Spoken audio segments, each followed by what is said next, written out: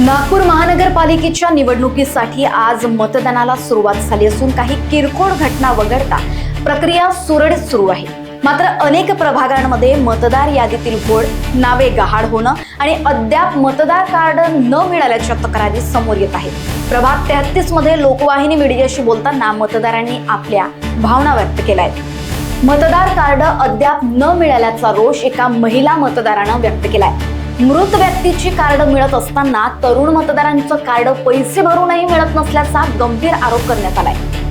नेमकी मतदान प्रक्रिया सुरू झाली आहे, पण एक नेमकं कारण समोर येत आहे, ज्यामध्ये अमिता म्हणून या व्यक्ती इथे उभ्या आहे आणि त्यांनी सांगून राहिले आहे की त्यांच्या मुलाचं व मुलीचं आतापर्यंत वोटिंग कार्ड आलं नाहीये, जेव्हा की ते 30-32 समथिंग वर्षाचे झाले आहे. आणि जेव्हा मतदान प्रक्रियेसाठी त्यांनी विचारल्या गेलं तर त्यामध्ये कोणीतरी येऊन गेले आणि त्यांना पैसे पाहिजे आहे म्हणून सांगितलं. पैसे घेऊन गेले, पण तरीही मतदान कार्ड म्हणजे वोटिंग कार्ड आलेलं नाही.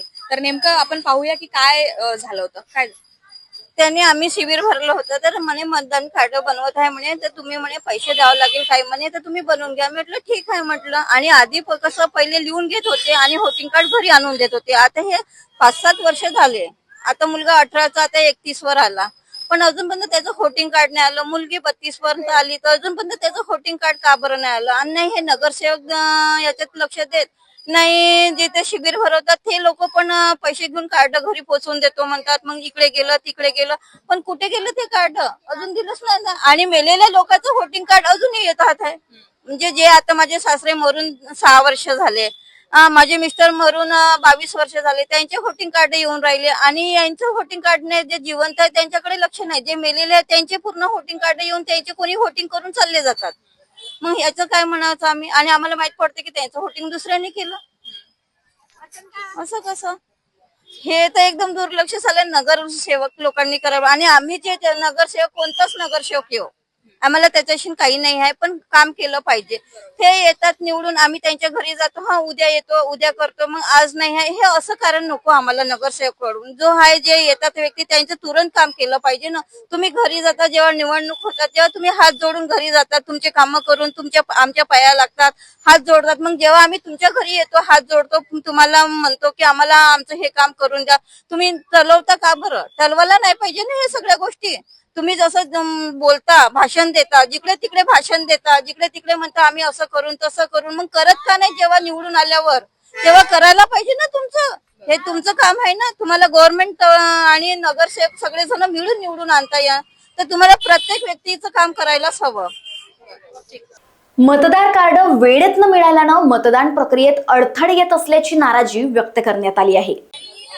नमस्कार, मी पूजा आणि आपलं स्वागत आहे लोकवाहिनी मीडियामध्ये. लोकशाहीच्या उत्सवाला म्हणजेच मतदान प्रक्रियेला सुरुवात झाली आहे. आज 15 तारीख आहे आणि महानगरपालिकेच्या निवडणुका आहे. आणि मात्र आता वोटिंग बूथ्स मध्ये जे गर्दी होऊन राहिली आहे, सकाळपासूनची लोकांची येवाणजावाण सुरू आहे. आणि आपल्यासोबत आता सध्या काही लोक उपस्थित आहेत ज्यांनी आताच नुकतंच वोट केलं आहे. आपण जाणून घेऊया नेमकं हा उत्साह त्यांना कसा वाटून राहिला आहे. 2017च्या नंतर आता वोटिंग नगरपालिकेच्या होऊन राहिल्या आहे आणि नागरिकांमध्ये काय उत्साह आहे ते आपण पाहून घेऊया. मतदान प्रक्रियेला सुरुवात झाली आहे आणि मतदान करण्यासाठी लोकांची गर्दीही वाटत आहे. काय वाटतंय तुम्हाला? उत्साह यावेळेस आहे? कारण खूप दिवसानंतर, खूप वर्षानंतर मतदान झालं आहे आणि या वेळी सध्या नागरिकांमध्ये एक उत्साह पण आहे आणि एक शंका पण आहे की येणारा नगरसेवक जोही राहील तो व्यवस्थित कामं करणार नाही करणार. काय वाटतं तुम्हाला? कसं आहे, 8 वर्षापासून आजकाल 8 वर्षापासून इलेक्शन आता होत आहे आणि लोकांमध्ये उत्साह खूप दिसत आहे. कारण की ज्या पद्धतीने जे लोक येत आहेत बुथवर, तर त्यामुळे काही उत्साह खूप जास्त येतो आहे आणि लोकांना आता ती परिवर्तनाची लाट वाटत आहे.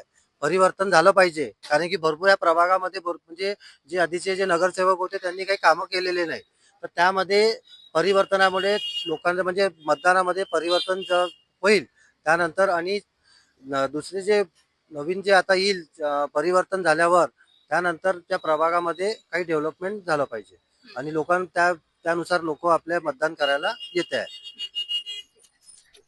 आपण लाडक्या बहिणींकडून जाणून घेऊया. लाडक्या बहिणींसाठी सरकारने खूप काही केलं. काय वाटतं तुम्हाला मतदान प्रक्रियेमध्ये जोही नगरसेवक येईल किंवा ही मतदान प्रक्रिया झाल्यानंतर काय वाटतं लाडक्या बहिणींना जे ही सोयी सुविधा व्यवस्थित सुरू होती ती राहणार का?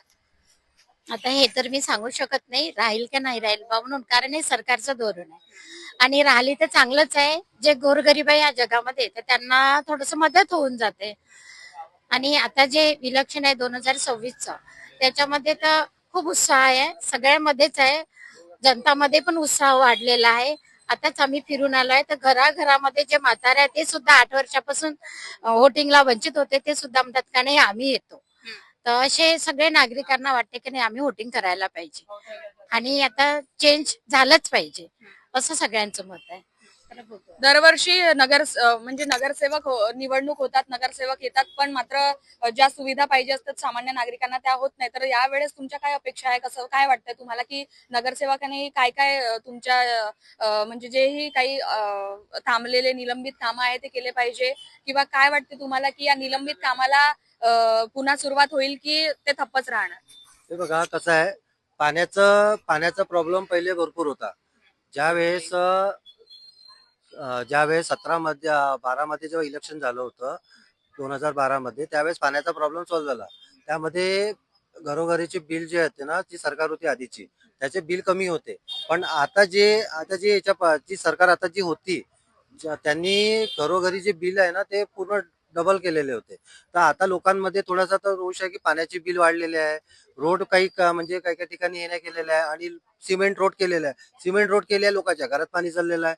नाला नाल्यामध्ये पाणी म्हणजे घरामध्ये पाणी चाललेलं आहे लोकांना, म्हणजे म्हणून त्या हिशोबाने काही भरपूर ज्या गोष्टी आहे कामं नाही झालेल्या. तर आता परिवर्तन झालंच पाहिजे बा त्या लोकांमध्ये, तेच आहे. तर एवढ्या वर्षानंतर निवडणुका आल्यात आणि मात्र लोकांमध्ये हा उत्साह खूप चांगला आहे. लोक सकाळपासून येऊन राहिले आहे मतदान प्रक्रियेला आणि प्रत्येक लोक मतदान करण्यासाठी इथे थेट मतदान करण्यासाठी येऊन राहिलेले आहे. कॅमेरा पर्सन आदित्य सोबत पूजा रिपोर्ट, नागपूर.